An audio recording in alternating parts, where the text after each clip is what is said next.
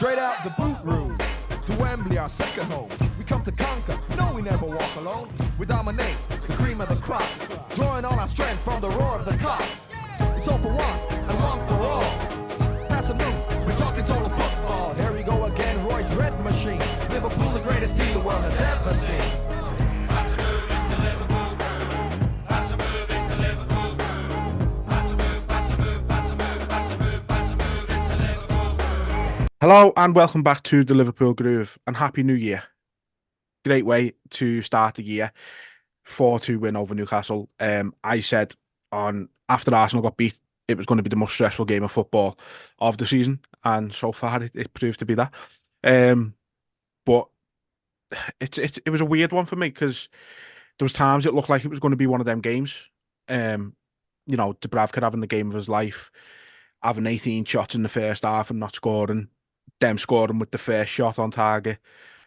Just everything seemed to be going against us until that second goal went in for us, and I think that kind of just settled everyone's nerves then and settled the players down a little bit. There was something about that which for some reason just put it to bed in a way. But yeah, it was a weird one. Very dominant but sloppy at the same time.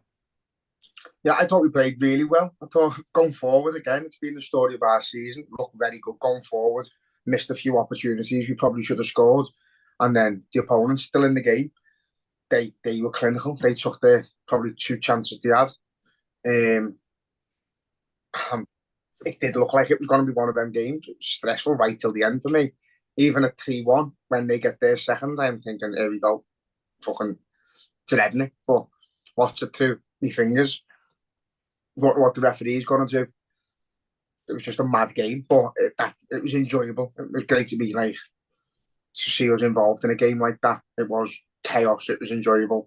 Thought we played well and we deserved to win. Yeah, I've seen some people saying that was the statement performance we've been waiting for, and I don't think it was, to be honest. I think we've had I don't think you can call a game where you've won 4-2 despite how dominant we were a statement win. I feel like a statement win is going out and putting 6 past someone without reply or just not conceding in general, I think. But Newcastle showed the strengths that they do have when you do give them a little bit of a chance. Their first goal was annoying for me, the way Gordon's just kind of jinked his way through 2 players quite easily. Taking nothing away from the finish. Finish was fantastic, in fairness to Isak. Second goal is just one of them. It's a corner. They're a big team. One thing that was frustrating me was constantly playing the long balls against them. You've got 6'7" left back there. You've got Sven Botman, who's like 6'5". Shah's about the same. They're a big team, and we're constantly trying to play balls over the top to them. It was getting read a lot, and that was what was making it more stressful for me. I don't know why we had our smallest players marking their big fellas as well. It was crazy. Yeah. To them in the set piece or a corner. But yeah, I thought we played well. I think the system worked. We did create loads of chances. I've seen Nunes getting shit for the chances he missed, but they weren't misses. They were majority of them were good saves. That keeper, you said you were made up. Pope weren't playing. That keeper had the fucking game of his life. Like every bastard who does come into the fold against us, you would swear it was his cup final. He was brilliant, absolutely spot on the day. It did get to that point where when Salah misses the penalty and it gets to half time, you're thinking, just can't see it. Yeah. Just can't see it. And then obviously things swung our way a little bit. Yeah. But we did. Mo Salah looked like a man possessed at times. Proper hungry fella the second half when he changed his boots. I just watched the interview of him with Carragher and that, saying he changed his boots because he had something in his head telling him that they weren't going to work for him. So fucking superstitions and all that. But the man's a genius. He was absolutely unbelievable that second half. They all were. I don't think anyone had a bad game. No. Even defensively, we defended well as a unit. When you commit that many people forwards, you're going to concede counter-attacks, and we just weren't fast enough with the Isaac goal. And then I was pissed off with the second one more because of who was marking him. I think it was McAllister or Jota. Yeah. You're like, behave yourself. Why? Yeah, it was a weird one. But, yeah, for us, it's a massive positive that we said, didn't we? They're a wounded animal. They're going to have to fight. They're going to have to give everything to survive.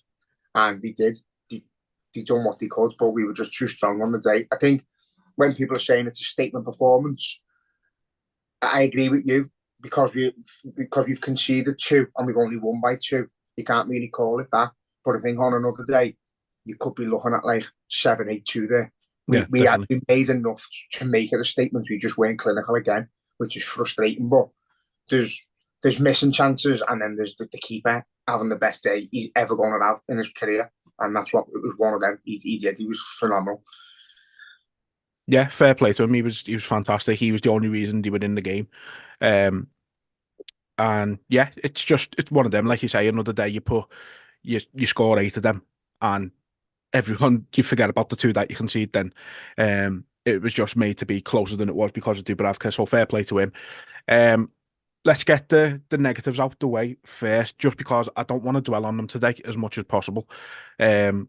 Obviously, the ref is a talking point. He's going to be. There was contentious decisions whether we agree with them or not for both sides. But I want to get them out the way. Like you say, performance-wise, I don't think there's anything negative to really talk about. I think everybody played good. I seen someone give Alisson a 5 rating for the game, and I was like, where have you plucked that number from? Out of nowhere. Like he couldn't help either goal, and he Unless you didn't do want him to anything score wrong. or assist, what else can he do? Yeah, just weird. But I don't think anybody was below a 6, to be honest, 6.5. If we're doing numbered ratings, which we obviously don't really do, but if we were, I'd say that. Negatives, again, it's only really from a refereeing standpoint. We'll talk about let's talk about the ones that have essentially decided the game in the end. The first penalty on Diaz in the box. Any question for you? At the time, instantly, yeah, I thought it was going to get overruled, and then I seen the contact. It's a penalty. Simple as that. Yeah. It's daft, it's stupid. But again, I always look at it. What would my reaction be if it was against us? If it was against us, I'd go, "You're fucking stupid to put your foot where you've put it. You fouled him." Did he have to go down? Probably not. If he doesn't go down, do we get the penalty? I don't think we do. But we've said loads of times, we're too honest. We don't go down when we should. There's been times where we haven't got penalties because we've stayed on our feet, and it's amounted to fuck all. So that we've got to start being like getting involved in the dark arts where you feel contact go down, try your luck. Yeah, it's a penalty. It is a penalty. A stupid one. No, it's not. It's not even harsh because he's took his foot. It's a fucking penalty. It is a penalty. Yeah. Eddie Howe obviously has said the one on Matthew Longstaff or Sean Longstaff, one of the Longstaffs. I don't know which one they had anymore. They're both fucking ugly. But he went down from a supposed tackle from Endo second half. Said that was more of a penalty than either one we got. I don't know. I don't think that was a penalty at all. Shame. I don't think he touches him. Longstaff himself didn't appeal. That always kind of tells you. Yeah. Like, you know what I mean? And I like to think, no. I've regarded. No. There was nothing in it. It's only when I've seen his interview and they've showed it again, I've gone, all right, I don't even remember that happening. Yes. But you know, we're honest on here when it comes to stuff like this. We say if it's against us and it's a penalty and it gets given, we're just like, yeah, it's a penalty or it should have been a penalty. It happened with Kwanzaa, I can't remember what game it was now. Was it Palace where they got the pen? Yeah, Palace, yeah. We said it then, it's a penalty. It's not just us saying it because we're Liverpool fans. It just wasn't a penalty. If the players protesting for it and things like that, then fair enough, you might have a case, but he gets on with it, so just no. And then obviously the Jota one, there's a lot of he's getting called the cheat left, right, and centre. He elbows him in the foot. Like, people are trying to spin this narrative that he takes 3 or 4 steps after he gets contact. He doesn't. He gets it on the left foot by the keeper's elbow. As soon as that left foot touches the floor, he goes down because he's lost his balance. Like, is it soft? Yeah. Is the contact? Yeah. Is it a pen? Yeah. Again, if he stays on his feet, I think I'll be honest with you. I think he sees the ball, take that movement away from him, and then he goes down. But again, if he doesn't go down on the contact, does he get a penalty? Probably not. So he has to go down. He gets us the goal that practically seals the game, puts the nail in the coffin. He had to. If he thinks he's not going to put the ball in the net, go down. And if you get booked for diving, you get booked for fucking diving. If you get a pen, you get a pen. Was the contact? Yeah. Did I see it initially? No. Was I screaming at Jota to get the fuck up and put the ball in the net? Yeah, because I couldn't believe he went down. And then I seen the other angles of it, and I seen them slow it down and seen the contact. And I was like, fair enough. But I was absolutely fucking screeching out my seat. Why? Why? I didn't understand it. But when you do see the ball drifts away from him, I don't think he's getting it. I actually don't think he's going to get the ball. But yeah, again, contact. If it was against us, I'd be the exact same. I'd be like, you little bastard, you could have stayed on your feet there, but why would you? You've been by the keeper, you're going down. So it's one of them. We've heard it for years, haven't we? You know, when Saka does it or when Kane does it, it's clever because it's Jota and he plays for Liverpool. It's a dive and he's a cheat and this, that, and the other. You know, it's that old saying, and like, don't give him a decision to make. That's what Dubravka's done. The biggest one I'll always remember is Everton and Anfield. Sam Allardyce said, "Don't put your hand." It's soft, but you know the rules. Don't put your hand on a player's back in the box, or it's a penalty. So any contact now, if it's enough to bring you down, it's enough to stop you in your path, it's a penalty. It's unfortunate, but the game's gone a bit soft. But he fucking makes contact with him. It's a no-brainer, that penalty. It just took me 5 minutes to realise.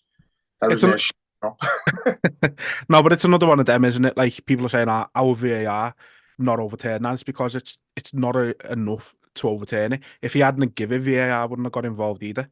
It wouldn't have been enough to give it if he hadn't, and it wouldn't have been, and it's not enough to overturn it when he did. It's just one of them. That's the thing, like, because it's not a clear and obvious error by the referee for them to give it, but we've seen now that they're checking everything without anything. So once he's gone down and claimed, the referee's gone, get up, for instance, get up, no penalty. VAR is still going to look at that, and I think VAR show the angle that we've been shown on the telly. They slow it down, which makes it look 10 times worse than it is probably, and they give it. So I think they give it anyway.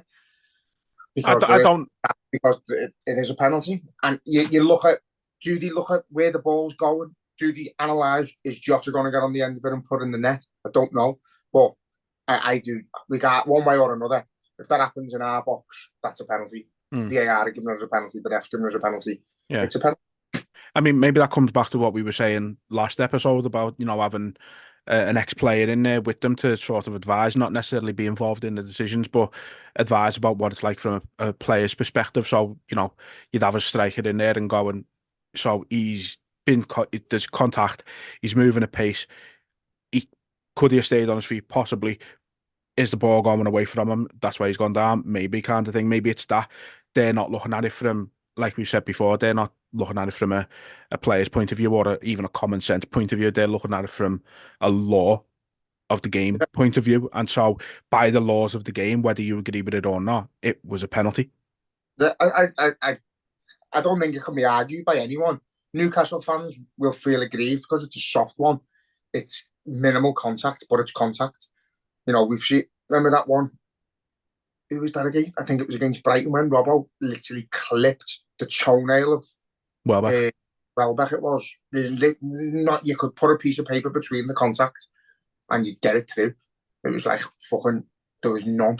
And it was a penalty. So, you know what I mean? There's just the game's a bit soft, but again, if Jota thinks staying on his feet will result in that ball going in the back of the net, 100%, he stays on his feet.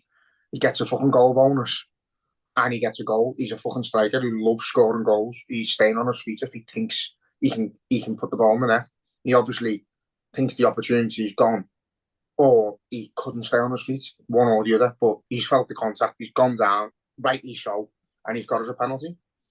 Yeah. That's it. If he doesn't go down, when we see the replays, say for instance he doesn't go down and they go down the other end and score, we want Jota dead for not going down. And that's how the game is. You're fucking livid because we are too nice. So it was nice to see us take the opportunity we were given. fucking felt a bit of contact, go down, get your team a pen, happy days. Happy fucking days. Yeah, I mean, look, Newcastle had a dodgy one themselves at Wolves a few weeks back, where I don't think again there was any contact there. So it's not like it's just Liverpool, or it's not like it's just one team getting these dodgy decisions. Everybody's getting them, both for and against them. So it's just the officiating standards are on the floor, which Uh, brings me. Sorry, the only consistency with it all is that it is shit. Yeah, The rules are shit. The rules are soft. Footy's gone shit. Footy's gone soft. You can't really tackle. You can't make contact. You can't put your fucking arm on a goalie or fucking shoulder barge a goalie in a tackle and anything. As soon as you lay a finger on a goalie, whatever it is, it's a free kick. No matter what happens, that's shite. And you can't make any contact to a player in the box. But they're the rules, and you do have to accept it. I've got no issues. If that was against us, I'd say the same. You're stupid for laying the hands on the fucking player. It's a penalty. Yeah. As I say, refereeing standards are just woeful. Anthony Taylor didn't have a good game at all. I mean, there's a number of ones you can pick out where he hasn't had a good game. Again, possibly both for and against us. It seemed we only get yellow cards for reactions to really, really soft fouls that he was given for Newcastle. I don't think we actually got a yellow card for a tackle in the game. But the one that stands out is obviously Joe Linton not getting a yellow in the first half and then going in and cleaning someone out the second half to what should have been a second yellow. Yeah, he was terrible at half time. I fucking wanted him to be substituted if he could. He was horrendous, absolutely horrendous, the referee. And just getting sick of it. It's ruining the game. Stop starting stupid stuff. Giving fouls for things that aren't fouls. Letting things go that are fouls.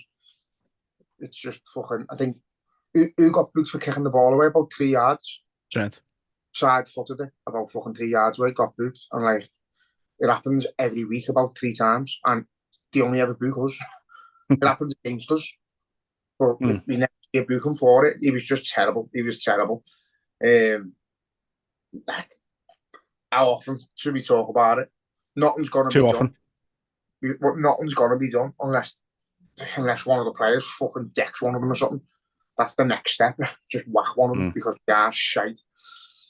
I mean, obviously, we don't want it. Nobody wants it to come to that, but I think I joke. No, obviously, definitely, you don't. No one wants to see stuff like that happening to the refs. At the end of the day, they're only doing a job. They're doing it bad, but they're only doing a job. But the point is there. We've just seen it happen in Turkey. Don't get me wrong, Turkey and places like that, they're a lot more volatile when it comes to the football than we are over here. But you can't rule it out at the minute, and there's more and more decisions that more and more teams are having gripes with every single game. Every team, pretty much, I think this season is saying how biased one referee or certain referees or just referees in general are against their team. Something will happen soon, and it's gonna be absolute carnage for English football if it does. Yeah, and whoever does it will obviously be made an example of. So hopefully it's none of ours, or it'll be probably fucking Klopp if it's going to be anyone. Yeah, strangle them. But no, I feel like they've got together and just said, let's see how far we can take this. Let's see how far we can go with it. And not until something happens. There's got to be some sort of conversation that's being had between certain refs to go, like, let's see what we can get away with. Let's see how many points we can get our teams. And it's shocking. Like, I remember years ago, I don't know, not my team. No, it was even before that. There was conversations of like referees in a bar who got recorded talking about like giving certain players yellow cards and so they could go on holiday and stuff, and giving fucking disallowed goals and stuff like that when it benefited certain teams.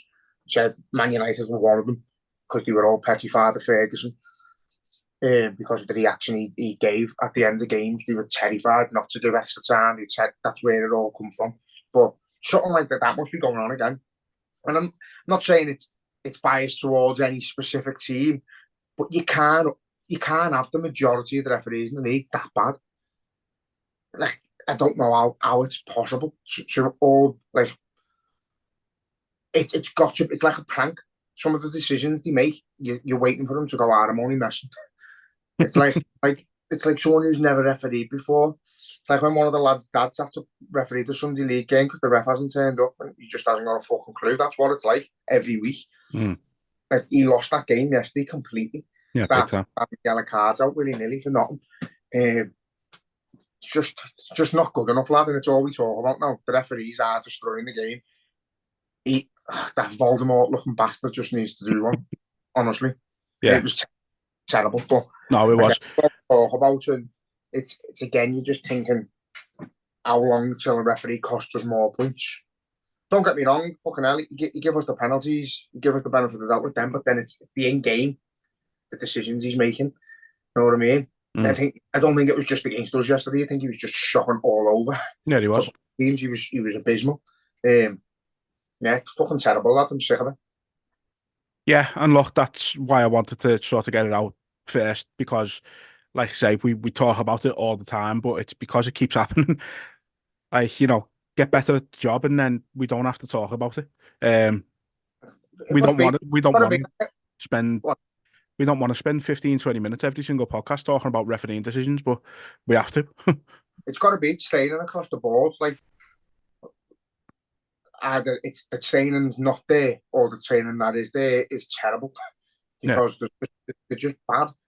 They're not even scared to be bad. They're bad, and then they're arrogant about how bad they are. You know what I mean? As I've said before, the first thing that should be made to happen is decisions. We should hear the discussions that's ongoing, and they should have to be interviewed after the match. They should have to face the fucking managers. You know what I mean? Like, I've seen interviews before where after the game, like, they've had the captains of each team together talking. They should do that with the referee and the manager. He's agreed. Make him stand there and fucking explain to the camera and the manager why he's made that decision. But the thing is, they've got an ego. They've got this weird complex. And you see, I don't know if you've seen it the other week with after the Tottenham one, Mike Dean and Paul Merson on Soccer Saturday, and Paul Merson's basically saying it was a goal, just stop the game, and Mike Dean just goes, we can't have players in there because they don't know the rules, as Merson's just pointed out. He hasn't got a clue. Yeah. It's like, you arrogant bastard. You've been out there saying, I didn't send me mate to the screen because I didn't want to make him look bad, and you're telling a fucking ex-player that he doesn't know the rules. Get the fuck.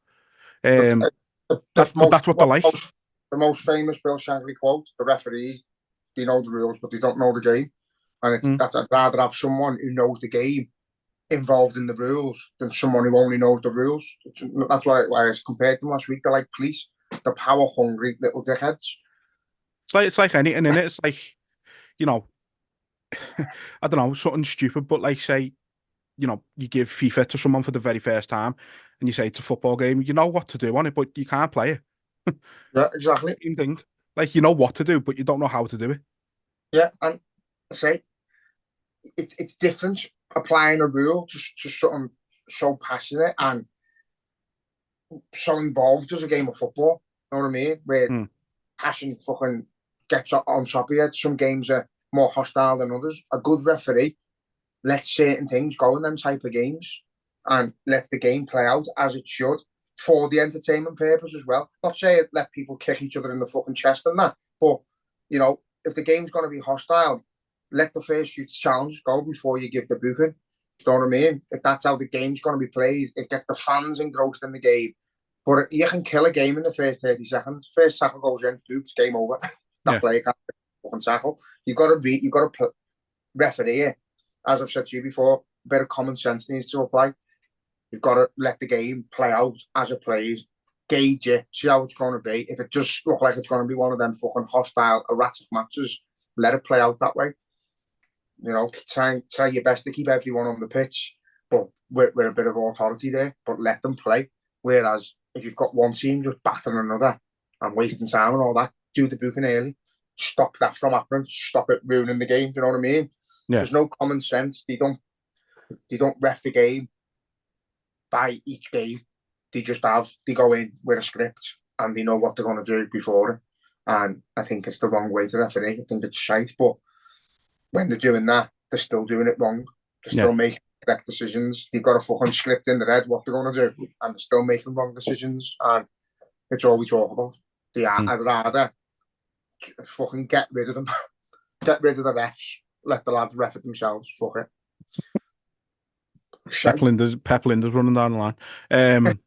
Like the PE teacher out of Kes. Yeah. Now, you know what? I mean, like, you've just said it there, like, some other refs would have let, things go on a bit more and stuff in games. And I think the only one who actually does, and he's the only one who I think is an okay ref. He's the best of the referees we've got, but he's still not great, is Michael Oliver. I feel like he does let stuff go a bit more when it's a bigger, more hostile game. But even he, like, I mean, we talk about him being the best. It can't be that hard to be the best of that group anyway. But I do actually think Michael Oliver's quite good, to be fair, and he gauges the game before he starts making decisions. He gives it half an hour before he starts acting sometimes, which you need to do. And as I say, like the biggest frustrating thing with him is he's a bastard for them yellow cards. When a keeper's wasting time, he waits till the 85th bastard minute, and then he does. But yeah, I say the standard of refereeing is just terrible in this country. I don't even know whether it's just in this country or it's just at this level, because I don't really see the Championship and that. But you don't see no decisions in the Championship making the news and that. Because there's no VAR, though. There's no correcting them if they're right or wrong, and there's no second guessing there. So it's like what it used to be. If the referee gets it wrong and there's no VAR or anything there, it's just his decision, then you accept that. You're not happy with it, but you accept it. And so you don't see it. Don't get me wrong, I know I've seen loads of different fan groups and that on Twitter from teams in the Championship about saying how bad the officiating is right throughout. To be honest, it's a nationwide problem. I don't know what it's like across Europe. It doesn't seem to be I feel like we don't have as many things to talk about when we've got European games. So I don't know. Are all the leagues sort of singing from the same hymn sheet, if you like? Are they all following the same set of rules? What's the difference? Do you know what I mean? Like if you go to a Premier League game and then you go to a Championship game and then you go to like a National League game, the Championship and the National League are closer than the Championship and the Premier League. There's that gap from the Premier League is humongous. It's immeasurable. Where the others are like proper footy still. You know what I mean? Like proper footy. Ours is just being proper powdered down, watered down, fucking. Well, you look at that. I mean, you look at that West Ham Cup game last week or whatever it was the week before. You could enjoy that because there was no VAR. If a goal got given there and then, it was a goal. You didn't have to worry about it. Like, I don't. We're not, like I said last time, we're not going to go back to pre-VAR. We've just got to learn to accept it, but it needs to be implemented better, and it needs better people manning it. Yeah, we've said it all before, lads. I agree. I think the referees need training better, and they need punishing if they are as bad. Like that yesterday, he should be dragged into an office and said, "Yeah, analyse your own game there. Look what you've done here. Look what you've missed. Look what you've give. Why have you give that? Why haven't you give that? Fucking 5 strikes, you're out. Fuck off for a month, unpaid. You know what I mean? Like they don't get punished. They get a week off to go on holiday.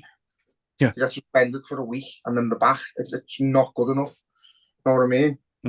Like if a player made 5 mistakes in a game, like he'd be off for half time, and then you might see him again for a few weeks because he's been shite. But that's, you know what I mean? That's embarrassing. A referees they just walk on water like the blood. It's mad. Right then. Well, anyway, so much for not dwelling on it. Ugly Voldemort-looking bastard. Like I say, so much for not dwelling on those refereeing decisions. Look, let's get into the positives because there was a lot last night. Again, we can single out players for performances, and I think it's a lot of the same ones we've been talking about for the last few weeks. Endo, fantastic again. Curtis Jones, brilliant. Joe Gomez just can do. He's fucking godlike at the minute. He's unbelievable at the minute. Yeah, he is. Yeah, I'm made up for him, lads. I am, because again, I've never been his biggest fan. I've always said his best defending's after a mistake, but at least he defends after a mistake. Like some players don't, not ours, but he always recovers. There's been none of that. He's been spot on since he's come back into the fold, and he deserves his place. I've said before, like we're not missing anyone. We're actually not missing anyone. No, it's mad, isn't it? See him there and doing the job to a point where you're like, yeah, sound. If he's playing there, he's playing there. I'm quite happy. Endo, fantastic. Because Endo is just Endo. I don't think he's gonna ever have a drop off. I just feel like he just cements himself in that little role, and he gets into a little bubble, and he just cracks on. He just does it. He's brilliant. Love him. Yeah, I'm made up, by the way. Monday Night Football picked up on how good he's been playing and highlighted him before the game because he's the type of player who wouldn't ever really get singled out for praise. Again, like the times when we've had your Lucas, I know we keep going back and comparing them, but how many times watching games back in the day can you remember Lucas getting singled out for praise and getting analysed like properly because of how well he's been playing? It never really happened, and so fair play. I'd say that position is one I don't think many players really want to do, but he loves it. Yeah, he thrives there. It's what he does. As I said last week, McAllister doesn't come in and get that place. He has to play further up the field or come on as a sub. You know what I mean? Yeah. Said before, he's come in. He's got that sort of Fabinho like impact on the team straight away. He's come in, cements his place in the middle of the park, and good luck moving him because you can't set you. He is the first name on the team sheet for me. He holds everything together. He's the little bit of glue that you need. He's available when we're going forward. He's available when we're defending. He's always there to receive the ball, and he plays the simple pass. He gets us out. He gets us going. And when he needs to do something out of the ordinary, he's capable of that as well. So love him. I think for one of them players, as I said, it's not a big fee. No one already knew who he was. Not an exciting signing, but out of all of them now, he's probably my favourite. So absolutely, 100%. Yeah, like, mad. And he's turning. It's a strange one because I think we half knew what to expect with Szoboszlai. We knew what to expect with McAllister to an extent, although we didn't expect him to be playing as deep as he has been. I think people had a bit of an idea with Gravenberch as well. Obviously, if you look at his Ajax days, you know what kind of player he is. And then Endo was just a complete anomaly. He's obviously a player Klopp would have known anyway from being in Germany and things like that. But to your average fan like me and you, I'd never heard of him. I'll be honest. He's been a breath of fresh air. Like I never expected. He's genuinely having that kind of Fabinho effect when he first come into the team. Yeah, he has. He's changed it. He's made us look a better team. He's made us look more stable. And as I say, even when we're not playing great, he always plays a 7 or an 8. He's always involved. He might make the odd mistake, a misplaced pass or whatever, but he doesn't. You know what I mean? It's gone from the first 3 or 4 games, everything he'd done wrong was getting picked up on by dickheads on Twitter. They didn't give him a chance. They had him out the door before he even walked through it. That's changing out now. If there's anyone there who's still saying he's not up to scratch, he's not a Liverpool standard, they haven't got a clue about footy, because he is. There's less and less of them every single game, isn't he? I can't say I've seen any for a while. I can't. No, last couple of games, definitely. But yeah, you've got to give credit where it's due, mate. He's come in with not very little expectancy, and he's shining. And as I say, when I see the team, he's the name I look for. Is he playing? Get in, we'll be all right. And it's crazy, but that's how much I think of him. Yeah. Again, like I mentioned, Curtis Jones, another one. There's rumours Arsenal want him. They can fuck right off. Same with Tottenham for Joe Gomez. Go away. Leave him alone. He's ours. But Curtis Jones, I think with Endo going to the Asian Cup, I said it on Twitter today, Curtis Jones at the minute is our only nailed on starter with Endo going to the Asian Cup. He's the first midfielder on the team sheet right now. Curtis Jones, he's playing absolutely fucking brilliantly. And last night he was a bit more what people have been wanting from him for the last couple of years is that he had more urgency about his game. He was quicker moving the ball forward, bringing it forward, just things like that. And he's got a fantastic footballing brain. You've seen it since he debuted. Having that bit of urgency takes him to the next level. Yeah, like we were talking about him when he was injured, and banned, and said how much we're going to miss him. Like, and he's come back into the fold. I think he had his first game back, he was a little bit rusty, didn't really make anything happen. And then again, since then, he's another vital part of the jigsaw and made up. I think this will be the year he really, really steps it up and really starts pushing for guaranteed place. Because he's at an age now where he's got to start showing what he can do, but you can't ask no more of him. He's doing it. Yeah. He's not because he's a scouser. He's in the team on merit because he deserves to be in the team. He's got a brilliant brain, as you say. He's boss on the ball. He can hold the ball up. He can do what you need from a midfielder. And again, he's versatile. He can do the 6. He can do the 8. He can play out wide. He can probably slot in a fullback if you needed him to. And he's willing to play anyway because he wears his fucking heart on his sleeve and he wants to play for the shirt. So I think if as long as he's required, he'll be going nowhere. He'll want to retire at Liverpool. And I hope he gets to a position where that's what we're all asking for. We want him to stay. And he becomes a one-man club. A one-man player. Yeah. A one-club player. Got that. Yeah, that didn't even click on that. You messed it up, A one-man player. You just left me be there. I know, yeah, I didn't click on. Yeah, I think, don't get me wrong, there's players better than him, but he's still young, he's still got loads of growing to do in his game, loads of learning to do, and he knows that. So, but again, you get the odd idiot who's like, oh, he's only getting played because he's Scouse. He's not, he's getting played on merit, and you can see the difference when he's not there. We miss him, we miss that energy. He's got an energy about him that I don't think the others have quite got yet. He's got that raw passion as well. I think you need one of them in your team. And I think looking at our midfield options now, I think I said it on the last one, going forward with the midfielders we've got, it's exciting. If we can get another defensive mid in, I think that's us done for I'd struggle to say we need to improve anywhere, really. Yeah. No, Curtis Jones has been fantastic. Just there's nothing really more you can say about him. Like you said, he is in the team on merit. He's not in there just because his name's Curtis Jones and he's from Turkey. Like, it's got nothing to do with that. And same with Harvey Elliott. People probably go with him, oh, he's only in there because he's a Liverpool fan and things like that. But he's not. They're on merit. Jurgen Klopp, he hasn't got that kind of sentiment about him. He only get players in there if they're ready and if they're going to be contributors to the team. So yeah, it's great for him, and for him, I hope Gareth Southgate's looking at him. Like, I know obviously we don't care about international football, but him as a footballer, that's the next step for him. You know what I mean? And I just hope for his sake, it happens for him because he's unbelievable. He's very, very. He's up there with the best midfielders in the league at the minute, I think.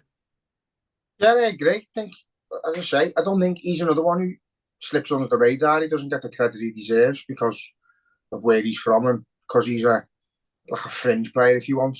Doesn't get the credit because he doesn't play all the time, but he's becoming a massive part of the team. We sort of need him. So, yeah, I'd like him to get an England call up and tell him to fuck off and put the phone down. But I hope Trent advised him to tell him to fuck off and put the phone down as well. But, I seen Salah yesterday talking about playing for the international team, and that's what everyone wants to do. I think Carragher's right. I think Scousers will put England second to Liverpool, but by a distance, to be honest. I think if Trent ever played for England again, I don't think he'd be that arsed. I think he'd be disappointed he wasn't up for selection. I think Jones would be the same. As long as he's getting picked for his club, he's made up. But will he help England? Yeah. Does he deserve to play? Yeah. So he probably will get the opportunity soon and he'll deserve it. Yeah. Yeah. Now, as I say, for us, we'd love him to never play for England and, keep him nice and fresh during the international breaks and things like that. And it benefits us more if he doesn't play. It benefits us all more if none of our players we're world-class international footballers, but unfortunately they are. Just something we're going to have to live with. And then we'd be, so it wouldn't wish that on anyone. I know, yeah. To be fair, I've just sent a tweet out to Endo there, just asking him if he can retire from international football, only until the end of the season. Just we're gonna miss him too much. Like I never expected to be in a situation where we were fucking going to be desperately missing Endo. And it's credit to him that how well he's done that we are in that position. Yeah, it's great. Like I was looking yesterday, I didn't realise that it was Salah's last game. So it was when he was talking after the match, and I loved the way he spoke, and he wasn't like the big I am, and nothing like he just said they won't even miss me. They've got that much quality in the team that anyone can do what I do, and I thought, you lying bastard. I know, yeah. Great top player. Top goal scorer, top assists, but we're not going to miss him. Like you'd never get Ronaldo or Messi saying that. Like, no, I love your humility, but you're lying. Yeah, no, yeah. At least he's lied. At least he's given the team hope. But again, I think you have got the quality to put players in there. There's no one of Mo Salah's quality, but we might just play a bit of a different way. You see, against West Ham, Harvey played out there and he was brilliant. So yeah, I'm not worrying too much. I think Endo, as mad as it sounds, is probably the bigger loss because we're struggling for players in that position. But I'd have to just go like and play everyone up front. Just go to a 4-4-2 or something. Just go back to old school. Yeah. But look, 2024 just started. We're top of the league with 3 points clear. I think we're 5 clear at Arsenal and City. City game in hand. City a game in hand, of course, yeah. Obviously, as my dad always says, I'd rather have the points on the game than points on the board than the games in hand. They've still got to go and win it, haven't they? You know what I mean? They probably will, don't get me wrong, but yeah, and today the game in hand doesn't put them above us, so it doesn't make a difference. You've got to said to me, Dad, you just got to make sure we win our games. It's in our hands. I think we will drop points here and there. I think everyone will still drop points here and there, but I think we're still. We probably got into third gear against Newcastle, and we're getting better. We're looking stronger each week. We're looking better offensively. We're creating a lot more chances as the games go by. Like 18 shots in the first half against Newcastle. You know what I mean? And a lot of them could have won it. So I think we could do it. Nunes getting on the score sheet. Thought he was brilliant yesterday. Thought he was fucking everywhere. He got involved with assists. He was a massive part of the play. Didn't get his goal, but he deserves one. So, and again, I think he's that type of humble player that as long as the team scored, and I don't think his head drops too much if he's not. He's quite happy as long as the team are. Yeah, I think he set Salah up, didn't he? Set Salah up for his, and he was a part of most of them. Just a great performance, I thought. I was made up for him. Yeah, I mean, he didn't do anything wrong. That's the thing. People will look at the chances he has missed, and yeah, obviously, I think it's annoying. It's probably being looked at more because Isak had one chance from a similar sort of position that Nunes had chances in the first half, and he scored it. So I think it's getting looked at a bit more because of that. But you look at the chances he did have. Like there was one where he's ran into the box with it. The keeper's right there on him straight away. He's tried to hit it past him to his right, and the keeper saved it. It's like he's done everything that you'd expect him to do. He's went the right way, but it's just the keeper saved it. And I think there was a lot of that. It was he hasn't done anything wrong with any of the chances. I think some of them he's been a bit too close to goal. Like the volley, the one where Salah puts it on a plate for him. The keeper's a yard away from him. Yeah, it's it. You know what I mean? It'd have to be a magnificent place shot to beat the keeper from that range. But yeah, I thought he done well, lad. I thought he was involved, and that's the main thing. As long as his head doesn't go down, keep plodding on. So the first goal, he's assisted Mo Salah unselfishly. He's just put it across goal. Second goal, Curtis Jones. Salah done same goal. Salah to Jota, Jota to Jones. Again, just cutting teams open. So they're the type of goals I always say, Man City score, we don't have enough of them. So it was great to see that. Said exactly the same thing last night. Salah's ball to Gakpo was just fucking brilliant, unbelievable. It was horrible one. It was disgusting. Like it was that good. Just vile, yeah. And then obviously McAllister's ball for Jota. Again, equally disgusting. Absolutely vulgar, vomit worthy. How good it was. And Jota's dive, gets us over the line. But you mentioned Nunes there as well, and obviously, I think a lot of it involved is just pure luck. Like, look at Gakpo. He had one shot, completely scuffed it, and it's gone in. Yeah, Nunes hits every shot clean, but the keeper's like standing on his toes essentially when he's shooting. Like, yeah, he's missing that bit of luck sometimes, but at the same time, he's still averaging a goal and or assist every 96 minutes. So that's it. He's involved, and that's the main thing. Like when Haaland doesn't score, I don't think you see him. You don't hear about him in the game. Nunes is everywhere. He's trying to be involved, and he's helping his team when he's not playing well himself or he's not scoring. So you can't knock him for that. He's a number 9. He's a striker. He needs to be getting goals, but I do think he'll get them. I think. yeah, I seen an interesting stat. Actually, there's been a lot of comparisons over Nunes and Suarez. Probably just both because the Uruguayan and both play for Liverpool. But it was basically like from the first 18 months or so of being at the club, Suarez had scored, I think it said like 18 goals from about 145 shots or something like that, 3,000 minutes worth of football. Nunes, I think, and it said for Nunes, he scored like 15 from 134 shots and about 1,200 less minutes. So, yeah, I mean, when you consider it like that, it doesn't look so bad, and we all know what happened with Suarez. Certain players, they take longer to adjust to leagues and things like that, and it could just be a case. Don't get me wrong, it can't go on forever.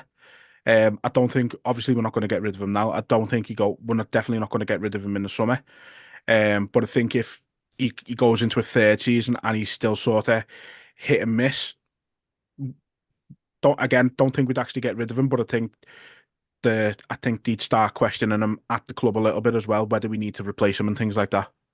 Yeah, I think it's like when you create so many chances, obviously the more chances you create, you'd expect to score more, but it doesn't work that way. You know what I mean? He's having a lot of chances, so it looks like he's missing a lot more because we're creating a lot more than other teams, if you get what I mean. But as I say, as long as he's involved, lad, and his head doesn't go down, I'm not really asked. He's a massive part of the team at the minute. He's involved in everything. He's a fucking nightmare to defend against. And yeah, I think if he doesn't add to his tally much more this season and he does keep missing, I do think his place is up for grabs. I don't know whether we'll enter the market and try and get a proper number 9. Go and get a young player from one of the teams below us. But I just think if we were, for instance, to sell him in the summer, I think someone's getting an absolute handful of a player, and we'll end up kicking ourselves in the future. We've got to back him. We've got to get behind him. We've got to support him because there's definitely, as you just said about Suarez, there's a player in there. It took Suarez a while to adjust to us. Again, it's a completely different league. It's a different language. It's a different, he's a 22-year-old lad who can't speak English, who's had to move here with his bird. Probably have to fucking find a house, settle down. And if you want, you can marry. Look at me. I am. Oh my God. And end the podcast. Goodbye, everybody. But yeah, we don't take these things into consideration. And just because Haaland's coming, he's smashed in his first season. That's where the comparison lies. But again, I don't see Darwin Núñez as Jota's a number 9.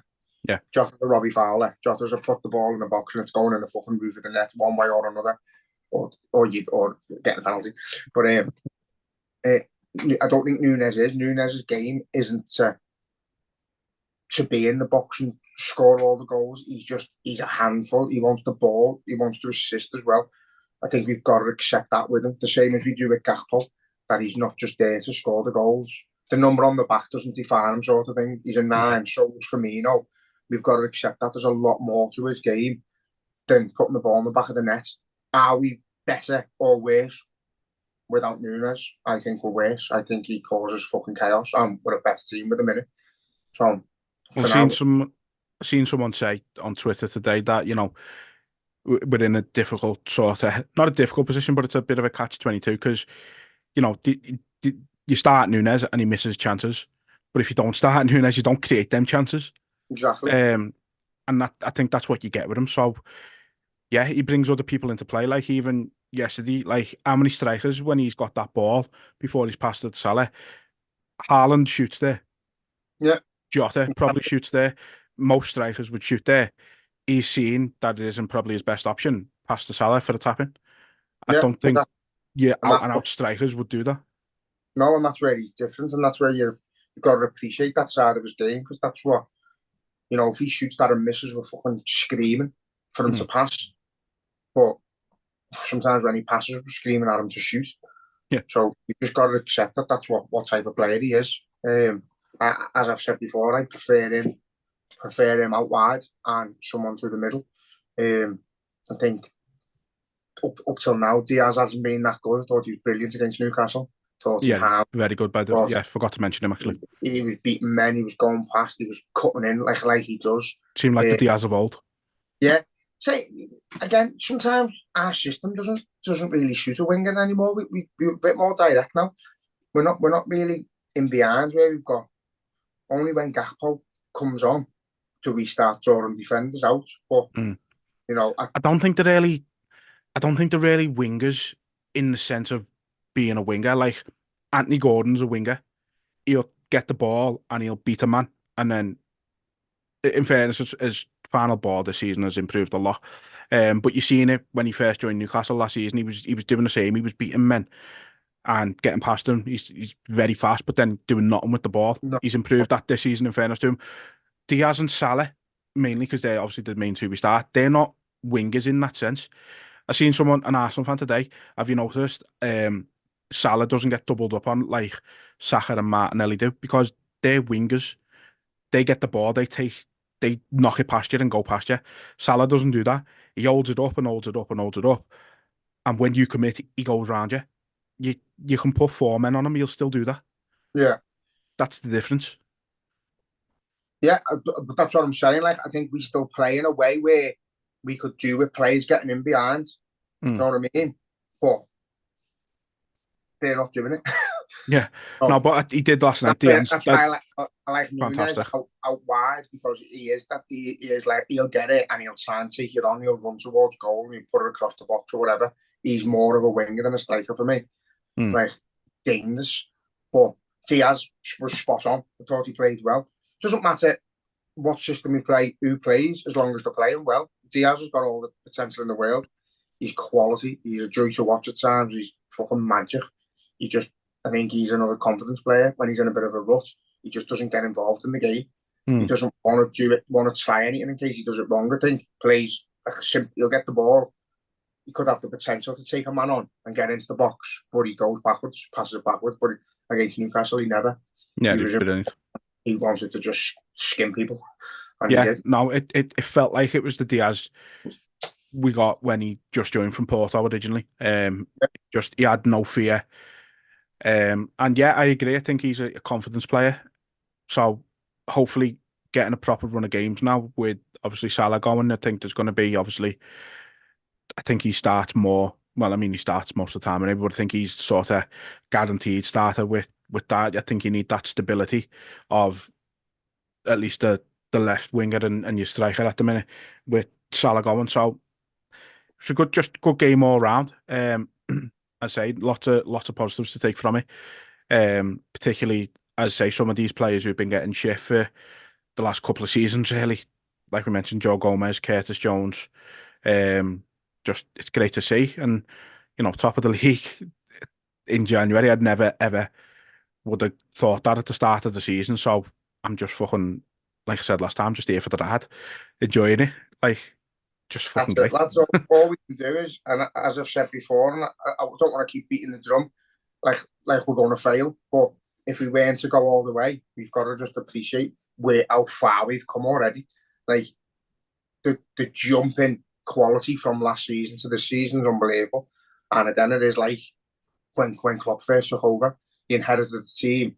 That team seen its ass, done all it could, was finished up, and it goes again, and he's going again. And this new team is just as exciting as the old one, if not more exciting, because I think we've the drop off compared to how good we are now is just unmatched. Yeah, And I mean, in fairness, we're still waiting for these lads to click. And as I keep saying, we're not out of second or third gear yet. We haven't. When we start clicking, where we have them spells in the game where we're playing the one-touch passing, and that we've done it in little spells. But under Klopp, we've seen us do that for like the majority of a game, where it's just unbelievable football. Once that starts back into our game, no one's going to live with us, lad. Yeah, and in fairness, we've seen glimpses of it at the end of last season. I think we went 11 games at the end of last season, unbeaten, didn't we? So obviously there was glimpses there, obviously with a different squad. Almost now it seems, losing all the midfielders we did. So to keep that momentum going with new players is quite fucking outstanding, really. Like, it doesn't make any sense when you actually think about it, but that's just how good Klopp is. Exactly, lad. And say, no matter what happens, fucking, I'm here for the ride, yeah, as you say. I'm just got to enjoy the roller coaster. There'll be ups, there'll be downs, there'll be fucking loops, there'll be spins, there'll be moments of madness, moments of anger, and that's what we're here for. It's a fucking game of passion, and I don't think there's a better man in the world to lead the team. I adore that man. Yeah, you couldn't have said it any better. So before we get on to our last little segment, obviously Sunday we've got Arsenal at the Emirates FA Cup. It's a bit of a strange scenario we find ourselves in, because I think if you asked our fans, a lot of them would be saying, "Put the kids out, don't worry, forget about it, and go for the league." I don't agree with that sentiment. I want us to go for everything, but I think where we are in the league, again, no one really expected it. I think you couldn't really begrudge him if he did decide to sort of put the kids out, like, but a weakened team and concentrate on the league. I don't think that can be begrudged, like, but I don't want us to do that. It's just an odd situation because the games come thick and fast, and it's obviously just been the Christmas period where there's a lot more football being played. I think this stage now, as opposed to last season, we played 2 games more in the league already. I think there was only 18 played last season at this point. So, yeah, we've played European games. We've already played League Cup games. So the games are coming thick and fast. Will players want to rest? I don't think so. I think we're in too good a moments. I think they'll all be chomping at the bit to start. They'll all be asking Klopp, can I start? I want to play. And there'll be a few, I think if he does play the kids, there'll be a few frustrated seniors. But again, it's like a game of chess, isn't it? And Arsenal are going to go full strength. They're going to try and build a bit of momentum with them dropping points in the league, and go all out to try and beat us, their competitors at the minute. I think they are. I think they're going to play a strong team, so I think we need to match it. And don't get me wrong, if you play Ben Doak out wide instead of Salah, obviously, you play the likes of your Quanters, you play Harvey Elliott, Curtis Jones. They're still a young team. It's not all you're starting, but I still think it could be enough to do them. So, yeah, just got to see how we go. Yeah. I want to win the goal. I want to go out. If you ask me now, do we play kids or if you go full strength? Play full strength. Go and beat them. Get ourselves in the act for the next round. Because, again, there's a quadruple to be won. Well, that's it. I mean, yeah, I want us to go full strength. Don't get me wrong. I think it's there to be won. I think you look at it. We beat Arsenal. There's one of the favourites for it, gone immediately, and I just think there's no one after that. Like Tottenham, we beat them quite comfortably. I think City is the only real test for us outside of Arsenal in that cup and in the league. I think we are comfortably the 3 best teams in the league.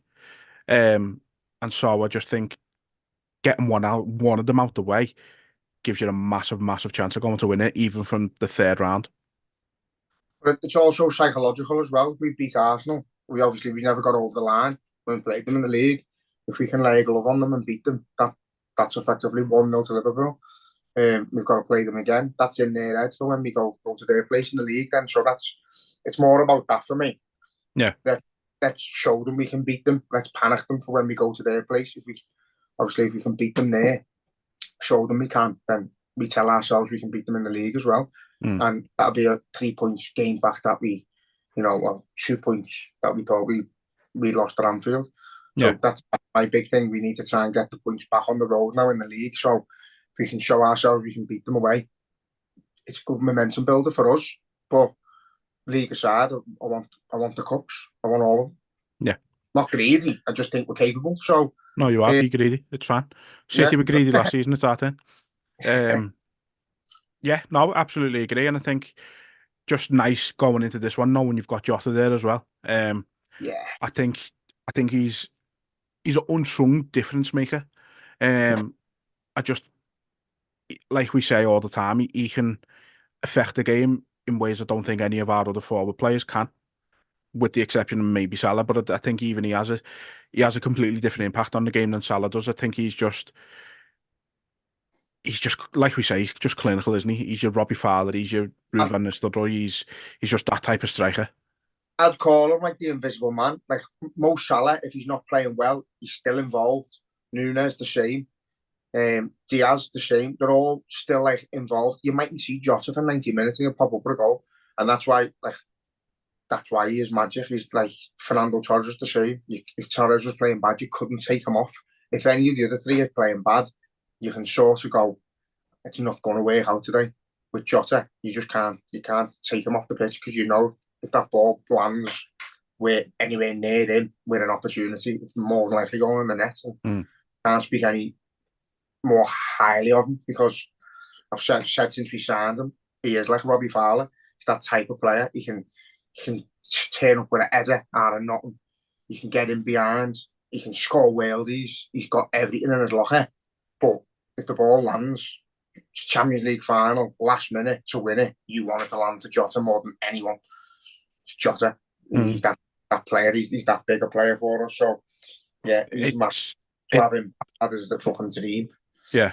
I can't understand how we went so long. He exists sometimes. You like, because you look at the front three, you don't acknowledge him. And then he's back from injury and you're like, fucking hell, we've got Jota. No, I mean, I don't understand how he went like 28 games, whatever it was, like last season without scoring. Like it's mad. And like, I'll be honest, I was sort of half writing him off a bit at the time. I know he had the big injury as well, so we're now really starting to see that he's back to his best, and he's a massive. Just he's huge for the rest of the season. He's one. They were talking yesterday about we need to keep Salah fit for the rest of the season. If we want to win the league, we need to keep Alisson fit. Van Dijk, Jota is the other one. I think if there's 4 players in that team, you'd want to, if you could sort of, if you could put a fucking padding on them so they didn't get injured at all for the rest of the season, I think they're the 4 you're choosing, to be honest with you. Who's your 4? Alisson, Van Dijk, Salah, Jota. Marendo. No, he doesn't need it. He doesn't need it. He's the type of player who'd play with a broken leg if he could. No, do you know what, lad? Yeah. So Salah, in fairness. I think it's the same for, like, that's what I hate about when they analyse. Oh, you need to keep your best players fit. Of course you fucking do. That's why they're in our team. Yeah, it's such a stupid statement, isn't it? It's fucking daft, yeah. You need to keep him fit, yeah. No point in fucking sat on the bench injured, is the mad bastard. But it's like the other one, innit? Goals win your games, fucking obviously. Just one of them stupid football cliches that just doesn't need to be said. But I think like, yeah, Jota's massive for us having him back.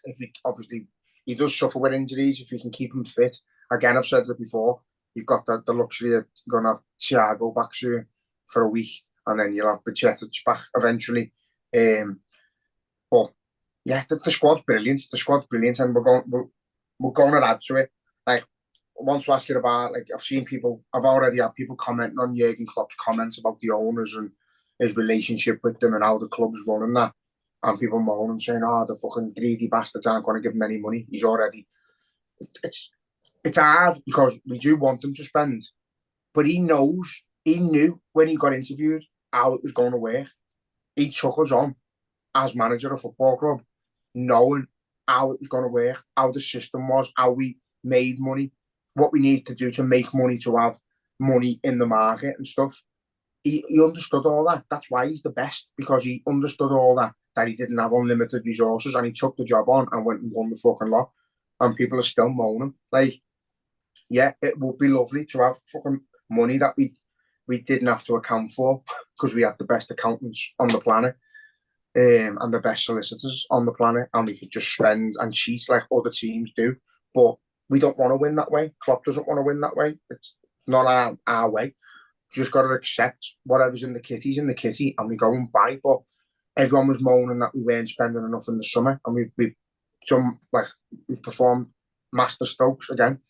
Soberslide is going to be around for years, absolutely brilliant. McAllister the same, Endo the same, Gravenberg's the same. You know what I mean? There's fucking superb players we brought in for a fraction of the price of the players people actually wanted. So let's just see what the manager does before we start moaning. But are you, with his comments, are you bothered? Do you feel like that's him saying, "Oh, we've got no money," or is that him just saying, "Don't over-expect"? Yeah, no, I'm not. I'm not bothered about how he gets money, what money he has to spend. I never am. We say it every single transfer window. If you want to have a moan, do it at the end of the transfer window. If we haven't brought anyone in, they're assessing the situation. They know we need to bring somebody in. What position they deem that to be, we'll have to wait and see. But no, it's just a case of, it's the same, like you said, it's the same old with Klopp. It's we haven't got unlimited money, so we have to wait for the right player to come along to go and spend money on him. We're not just going to go and do what Chelsea done and buy every single player in the world. Look, I think through peer pressure we nearly did as well. We nearly fell for the Casado trap, and me and you were fucking made up, dancing around. We'd have lost £100 million on utter shite. Yeah, we would have done. We'd have been absolutely. And Lavia.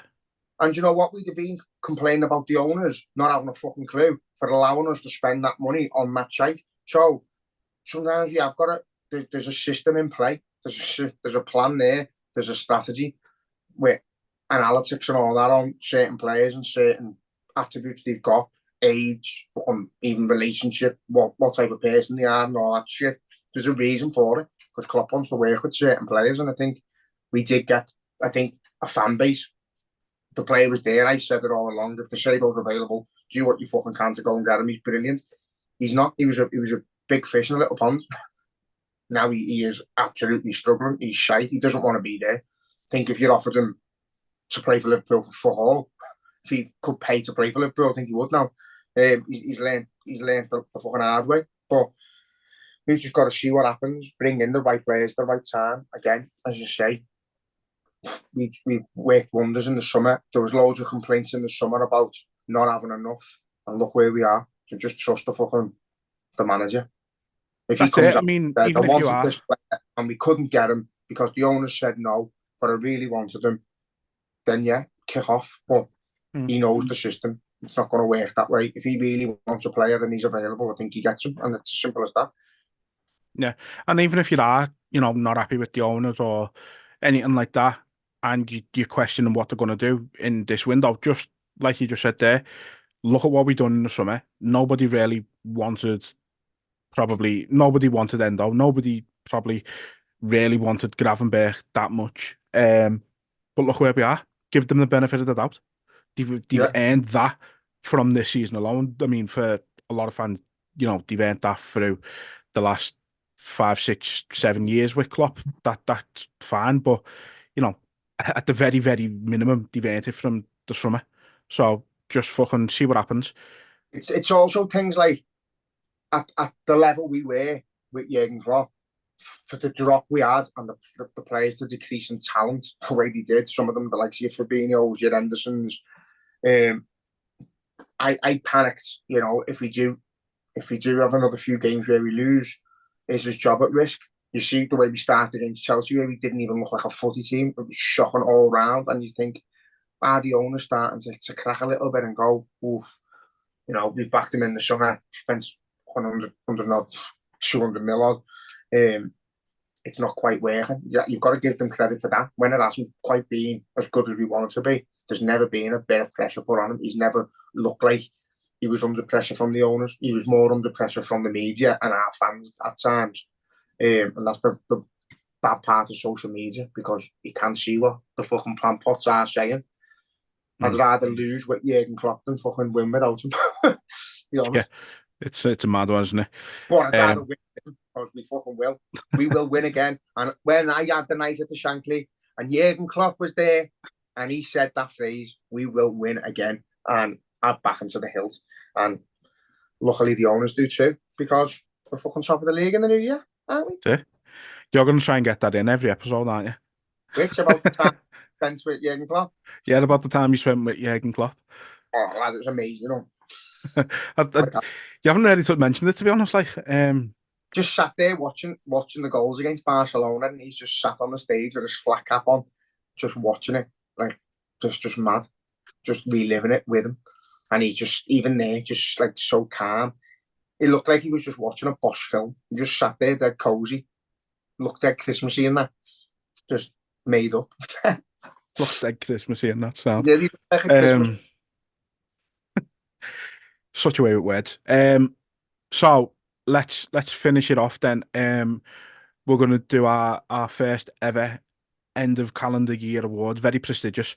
The players will be getting awards sent out to them in the post. Imaginary, of course. But yeah, very, very prestigious. So first award that doesn't exist. Your player of 2023. Alisson Becker. Yeah. I mean, there was nobody else come close. To be honest, like because of the numbers and the figures, Mo Salah's it was going to be him. But based on last season, because he hadn't really got any from last season, because I've started to forget all about it. Based on last season, I think if Alisson's not there, we finish lower down the league by a lot because he fucking saved that arse a number of times. And in big moments this season already, where there's been games that have been tight, he might have only conceded 2 or 3 shots in a game, but when he's kept us in games that even the likes of Man United where should be running away with the game, and he's making a save to keep you in it. It's he's magic. He's the fucking best in the world by a mile. Yeah, by a country mile, and he's involved in everything we do, from attacking to saving to defending. He's just there. So he's my best player of the year. Yeah, I agree. He was mine as well. As great as Salah is and has been for the whole of 2023, again, I suppose this is where people say he's kind of disrespected. It's not disrespect from us, but it's just like, it's just normal from Salah. So you just kind of expect him to put these numbers up. But like you said, Alisson, without him, we were bottom half last season easily. Best in the world by a country mile, best I've ever seen. There's even people who've seen fucking Clemens play saying he's touching that level now as well. Like it's ridiculous how good he is. So yeah, that was very. When I was, I had me Brechy and Bruce Grobler was there, so I was talking to him, and he said he got asked, would where'd you class him? And he said he's not quite Ray Clemens. Ray Clemens is the best he's ever seen, ever worked with, but he's got years left in him, and he's got records to. He said he thinks you need 2 European Cups to reach Ray Clemens' levels, and he said he believes that Alisson Becker will take over Ray Clemens in his period at Liverpool, but he's not quite there yet, which I can't agree or disagree because I've not had the honour of watching Ray Clemens, but Ray Clemens must have been superhuman if there's still question that someone's better than Alisson. So yeah, but he was meant to have been that good. So fair play to Ray. But Alisson is the best I've ever seen. There's not even. I love Pepe Reina. Love Jerzy Dudek. They don't come near him. They don't lay a glove on. And you know what? It's not even talking. But it's not even just talking Liverpool goalkeepers. He's the best I've ever seen. Like, the Premier League's had some fantastic goalkeepers over the years. Petr Cech, Peter Schmeichel, Van der Sar, Loris Karius. But, even, and then you go to Iker Casillas, Gianluigi Buffon, Manuel Neuer. He's better than them all. Like, he really is. And it's just, it seems unfair. And you know what's been massive for it, I think, is bringing Taffarel in from the Brazil setup, having someone he can work with in his own language, who he works with all year round now practically. I think it's taken his game to another level.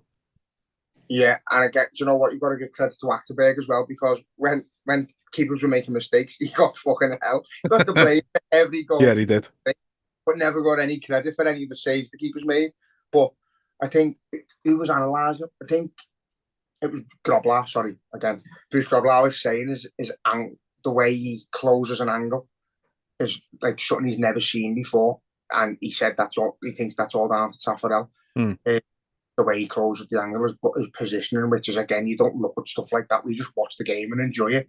These people who can see all that shit, a fair play. I haven't got a fucking clue. I'm just like, just save the bastard ball, will you? You're close enough, put your hand out. Put your hand there or your face there and save it. That's it. But he does. He makes that many saves as well. Like, where they don't just hit him. A lot of keepers, the ball hits them and they've made the save. The players hit the ball at them. It's classed as a save. Is his arms stretched out and he saved it. He makes himself big. He closes the gap as fast as he can. And he does. He makes the angle almost impossible for most players. Not Isaac, obviously, but no. But you know, even the amount he saves with his feet as well. It's like he's just he just never he never knows when he's sort of beat in that sense. He just doesn't get in, and I don't think I've ever seen him.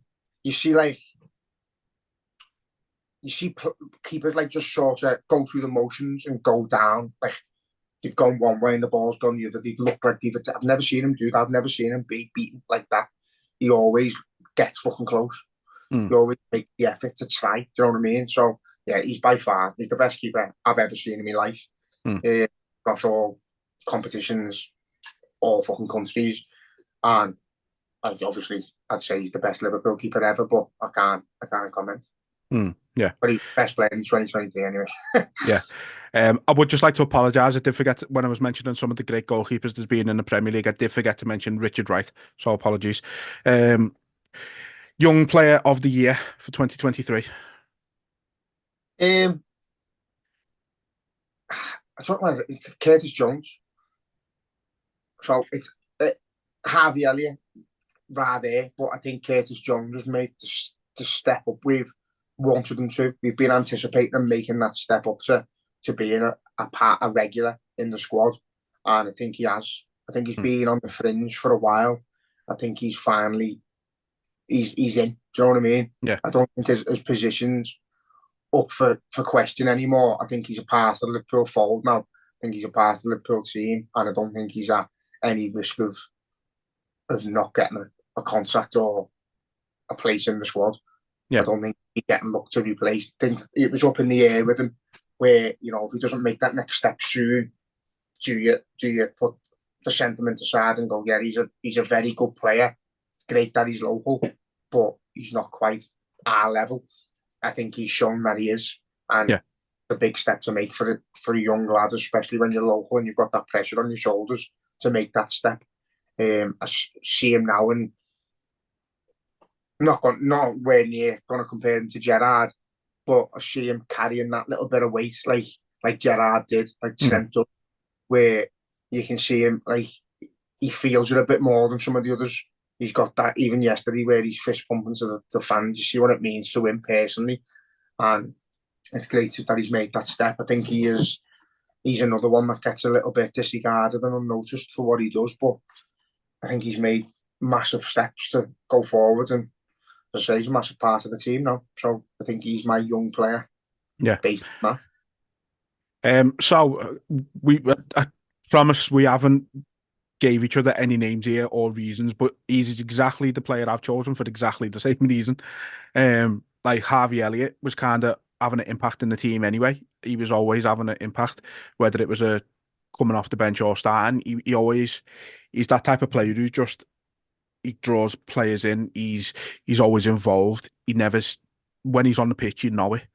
And I think until Curtis Jones had that run in the team the back end of last season, we were waiting for that to happen with him, like you said, and it has. Everything's finally clicking for him.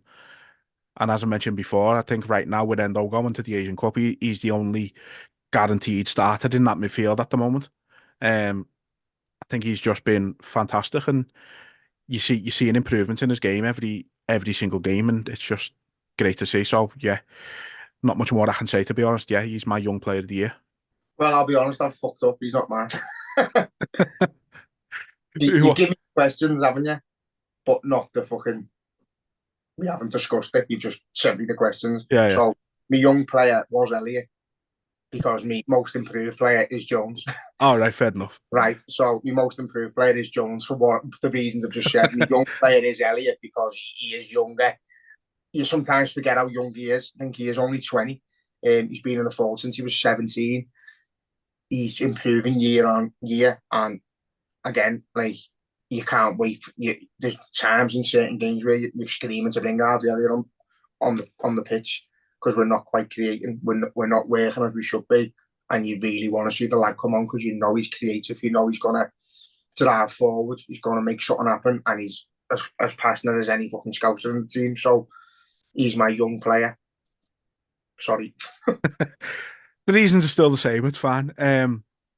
So my most improved then, it was a strange one because I was actually going to say Van Dijk, but then I think because of he was poor last season for part of 2023 as well, I didn't want to include him. So I've gone with Joe Gomez. Maybe a little bit of recency bias in that, I'll be honest, but I just think how well he has actually played lately. It's not like he's just come in and done a job. Like he's come in and been integral both at right back and left back to the point where fair play to Costas as well, by the way, because we haven't missed Robertson the whole time he's been out, and that's a testament to Tsimikas and now Gomez. But we're playing him out of position right back. He was coming on fantastic. He was defending. No one's getting past him. Going forward, he's starting to look better.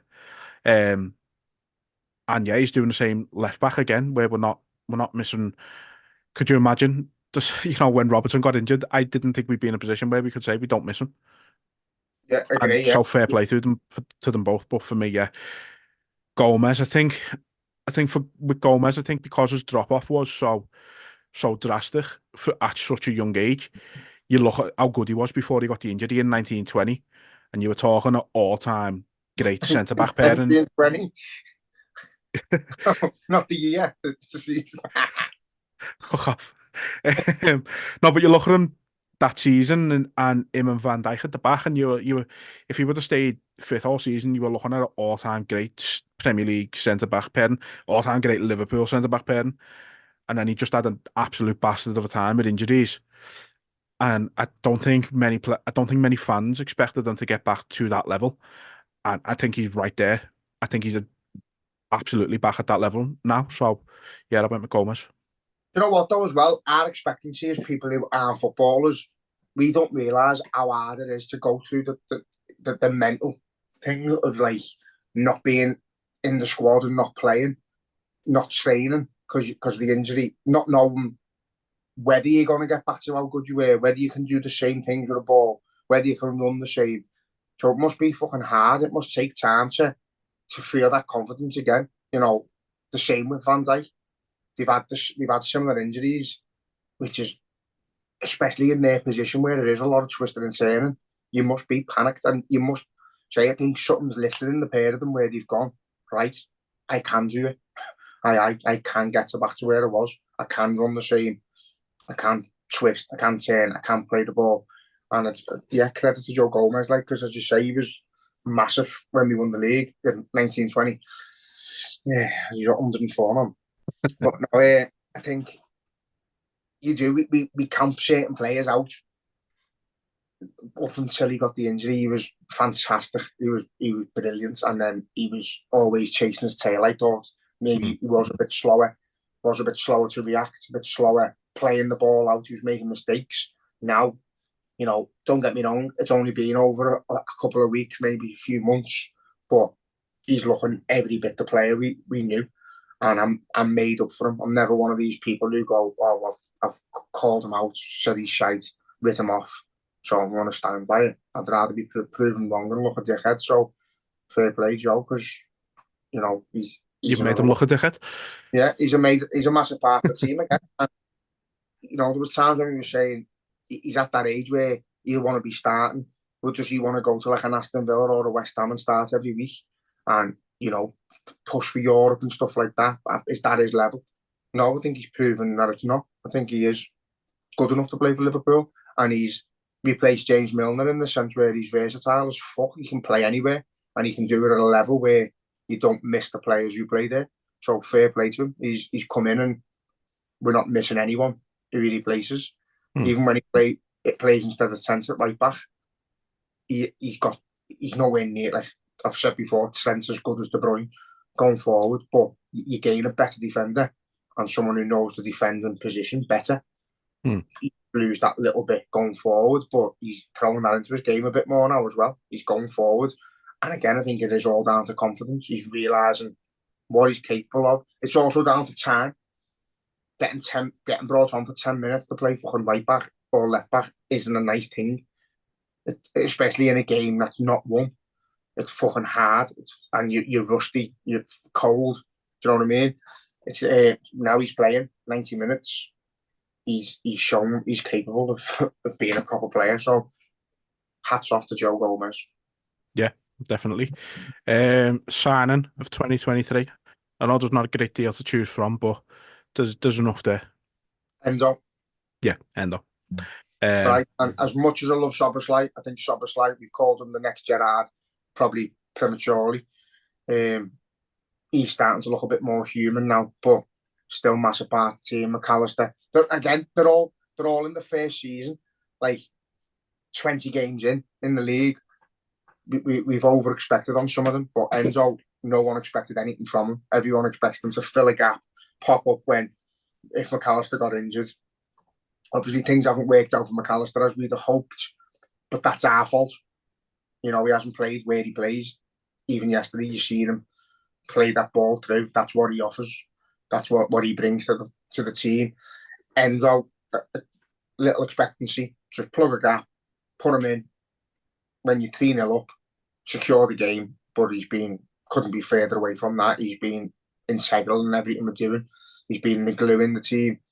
He's missed when he's not there. You can see what he offers the team, and for what we expected and for the money we paid, magic signing. Yeah.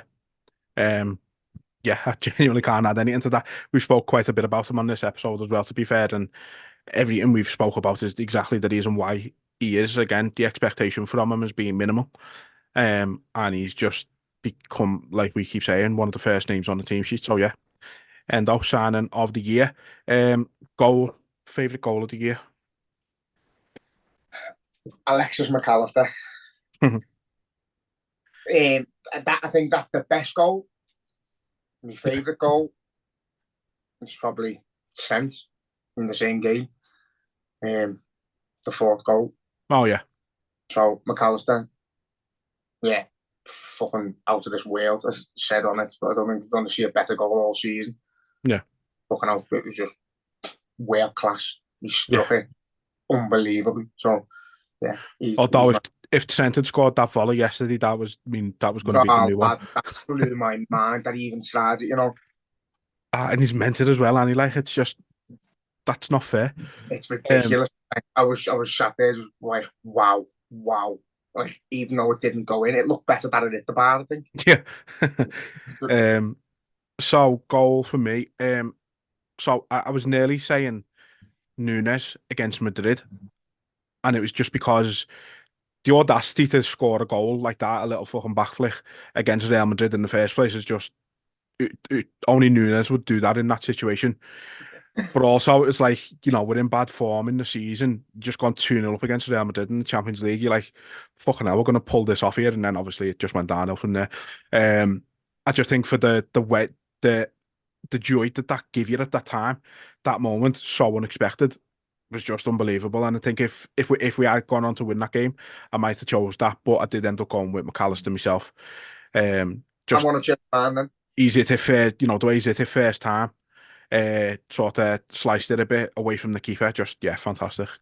See, again, if it's best goal, not just beating McAllister, but in terms of, I'll say most important goal in Nunes against Newcastle.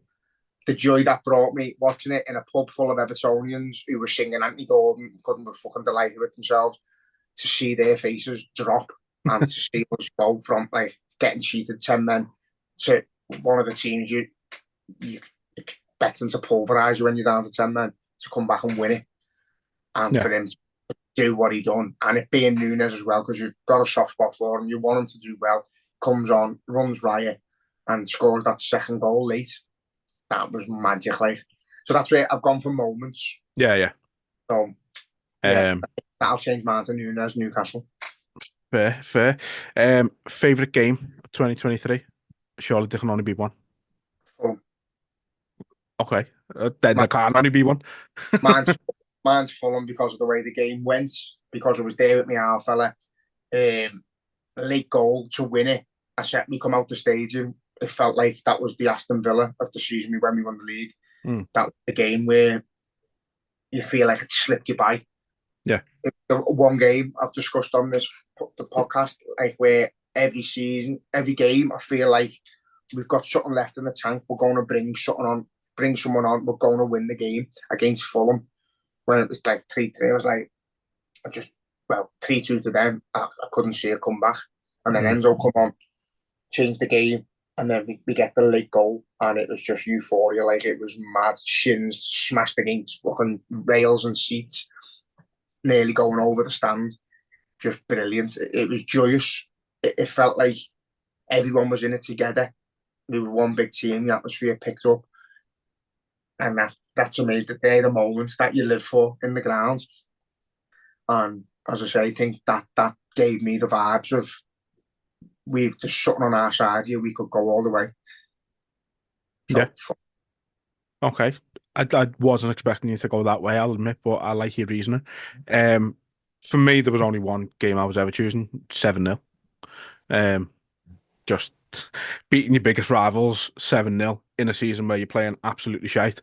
I know we've had good results against them the last few years, put quite a few goals past them, but to do that last season was, if we'd have done that, I think if we'd have done that the season before where we finished second and nearly won the quadruple, I wouldn't have picked it.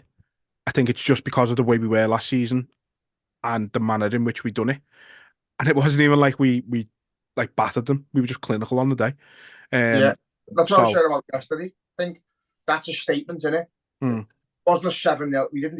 We did deserve to win 7-0 because we created the chances, but we finished nearly all of them. Whereas yesterday could have been 7 or 8, but we just weren't as clinical. Yeah. Well, we had a fucking blinder, to be fair. But yeah, obviously Man United were up there again, put into like perspective where we finished in the league, what the game actually meant. I think Fulham, for me, because of the feeling I got from it, that this is the one. This is, we could do it. Yeah. That same feeling. I think it was at like a similar time against Aston Villa that time when we won the league. So, yeah, that's just the vibe I got off that, was winning it for the long haul. Yeah. Yeah, you said that at the time, to be fair, like, so. No, again, the reasoning for it, yeah, completely understanding and wouldn't disagree with it. I think I've still got bruised legs off it. So the only negative award on it is a worst game of 2023. The worst game, I'm gonna say the Chelsea game, the first game of the season, because I honestly wanted to fucking kill myself after it. I was absolutely devastated that nothing happened. It was just a terrible game of footy, 2 terrible teams on the day. Fucking didn't deserve to win. It was the start of what looked like it was going to be another one of them seasons. It just looked absolutely horrendous. It filled me with doubt from the off, as it did you. Yeah. So that was the game. I thought, fuck, here we go again. And that's when I started panicking. Shit, are the owners going to be overlooking Klopp here? Are they going to be knee-jerk reaction while we're early in the season? And I flapped after that, and then we put it to bed the next game, and the rest is history. We're top of the fucking league. Oh, yeah. I think, yeah, Chelsea was one that I was thinking about, and I think in the context of it now, looking back, we didn't lose. We didn't play well, obviously, neither did Chelsea. It was a bad game of football, very similar to the United game, I think. But I think in the context of things, like the way we've gone out of that game, done what we've done for the rest of the season so far is just completely outweighs that. For me, I've gone Wolves 3-0 away last season. Start of the year, we were in a bad rut. We didn't win a league game in January at all. Took us to like middle of February to win a league game. And it was that one. I think Brighton had beat us 3-0 around the same time. But with Brighton, you were looking at them and going, these are just a fucking great football team at the minute. Yeah. They were playing people off the park. They were going toe to toe with Man City and Arsenal still that season. And they've had a bit of a drop off this season, in fairness. But last season, everybody was in awe of them. Everybody just wanted. I think they were everybody's sort of second team in a way last season for a bit, just because of how well they were playing, and the players they had, Matoma and McAllister, and some of the other ones in there. Just that one was bad, but it's like the way they were playing, it's kind of understandable in a way a little bit because how good they were playing combined with how bad we were playing at the time. You kind of got that, but then Wolves, they weren't having a good season. They were struggling for a lot of it, and again, they played us off the park. That just epitomised how bad we were. Like, yeah, and that's why I've chose it. I think where it sort of went, yeah, we are a bit fucked here. This team's no. not going to count nothing.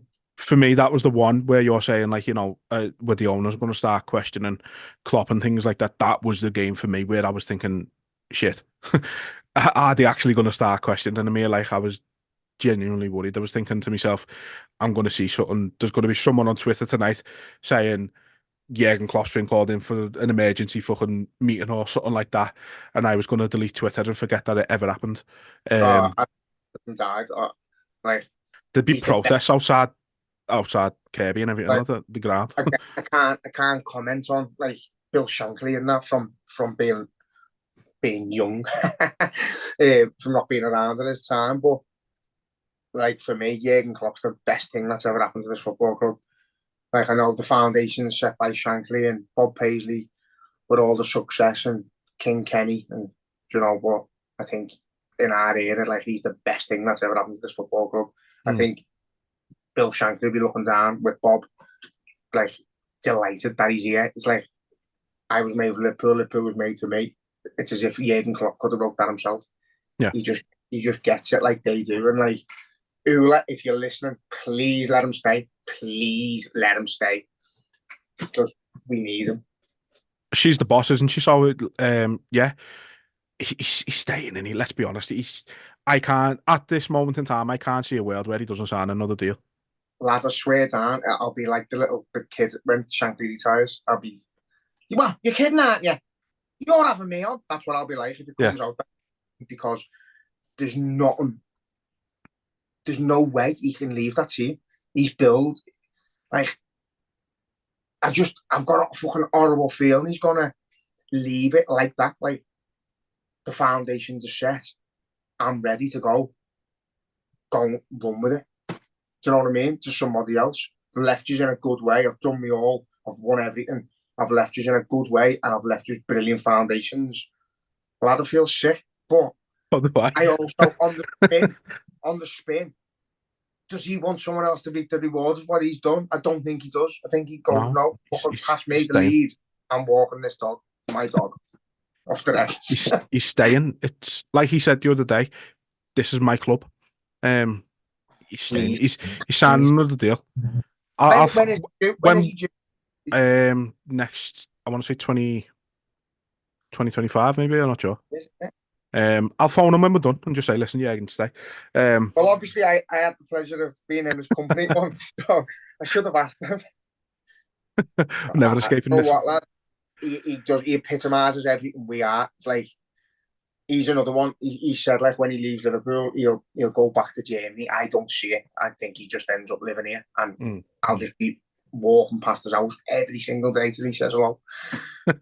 Again. Sound. Well, they were our awards for the year. Congratulations, everyone. Yeah, very well deserved.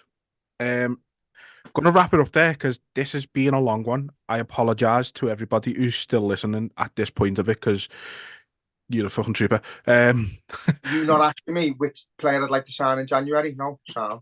I forgot about that because I didn't put one down and I thought we've been nearly 2 hours on this. I'll be honest, I struggled. I struggled myself. And as I said before, and I said on the last one, I think the only place we need covered is Endo's position because he's going on holiday.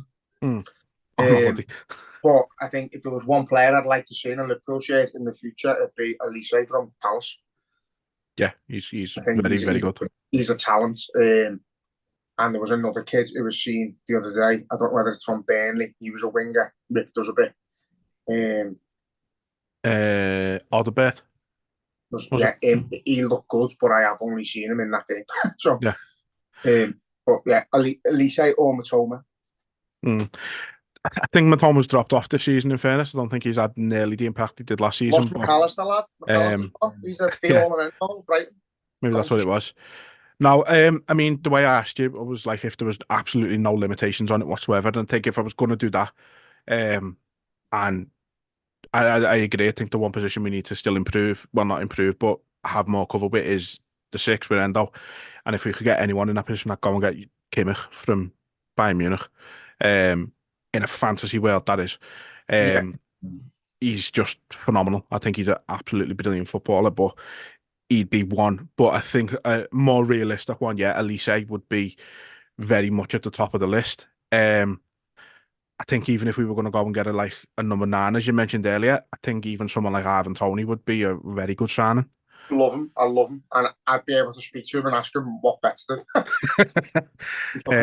yeah, but you know what? Even someone he's a bed as well. I know, yeah. Now that's where I think that's what we need. I think if you have it like someone like Tony and someone like Jota leading the line, you've got like the very different players, but both capable of causing fucking danger. You quite happy the ball dropping to them. You have Diaz and Nunes on the left, and then you have got Gakpo through the middle as well, or on the left, and then you've got Salah and Aviel on the right. It's just options. I think the way we play, the amount of games we play, Ivan Toney, one, get him. Ula, if you're listening, get him. You know what though? I think even like someone like I'd have someone like Ollie Watkins as well. Like I think he's especially this season he's been very, very good for them. But I think at the minute I'd take a lot of that Villa team, to be honest. Like I'd have John McGinn in a heartbeat. I think he's brilliant. They're just playing brilliant, aren't they? But again, it's like I think it's different. Brighton were brilliant last season and they've dropped.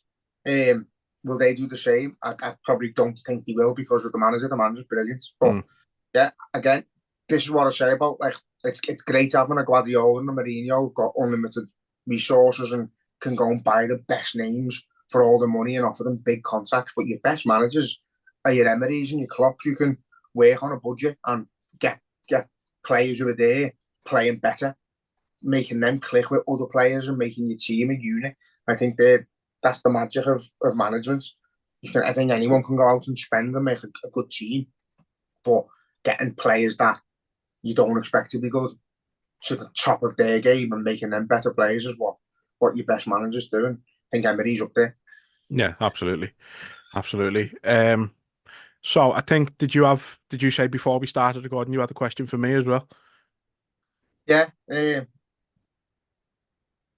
was just if you could bring back one player that we got rid in the summer, who would you have? If you could have any of them at the level they were at when they left. At the level they were at when they left, Milner. Yeah, he was mine. Versatility. Wouldn't want to play tons anyway. Just he's happy being a squad player who'll come in and fill a gap anywhere he can.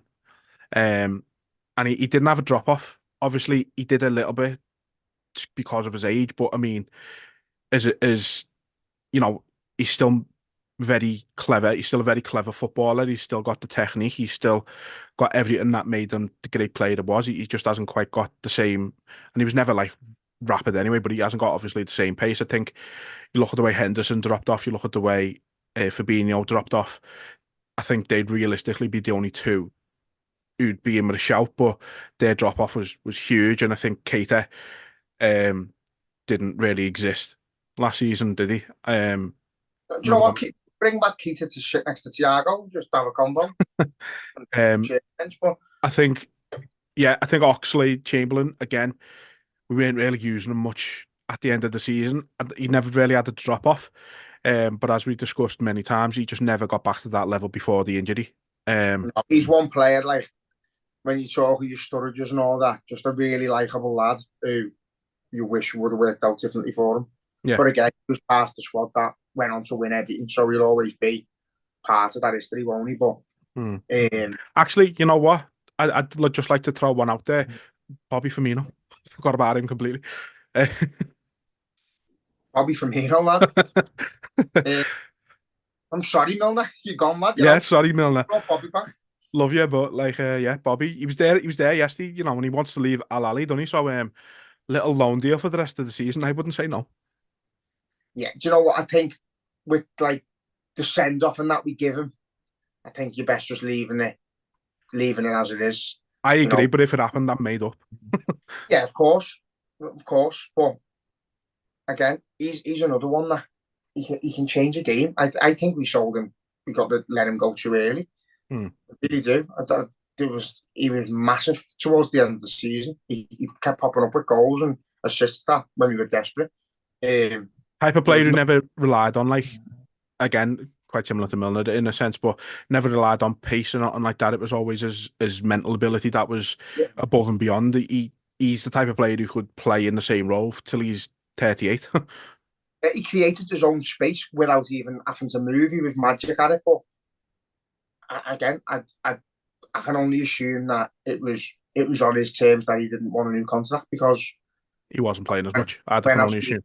When I've seen him like speaking on that, he said he knew it was time for a new chapter, and I think he's gone down the wrong route. To be honest, I think he's learning that now. But he can go to Italy or Spain or Germany and play another 3 or 4 years top level. Bring him on. There's rumours Sheffield United want him. Don't let that happen. Bring him on. Oh, yeah, let's get him.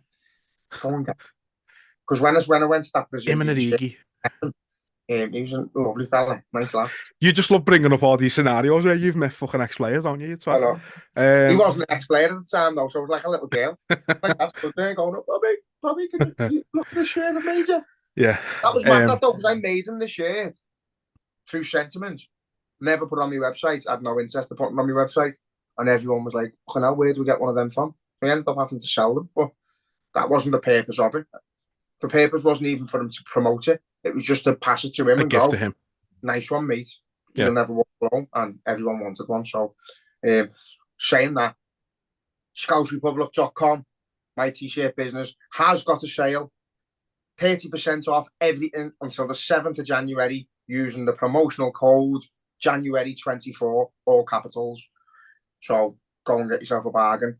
Also, on the 26th of January, we're hosting a comedy night at the Irish Centre in L6. We've got Gary Harlem on, Jack Miller, Jimmy Shirley, someone else, and they're going to be on the podcast. No, they're not. they're going to be at the Irish Centre. Doors 7 o'clock. Get your tickets from Eventbrite. You'll be able to find the link on the podcast because Jay's going to share it. Yeah, I will. Welcome. And with that, let's wrap it up because, as I say, it's been a very, very long one. Promise in future we'll try and keep these shorter because it's just not fair. We'll put it this way: it's 6:30. So, hey, you know, why do you do it? It's a good. Don't blame me. You're the one who talks for England, right? But yeah, look, everyone. Happy New Year. Happy Reds being top of the table. Big game on Sunday, FA Cup. We're going to win that. And then we'll go and beat Fulham in the Carabao Cup next week. But we'll talk about that on the next episode. And until then, up the top of the table, Reds. Reds.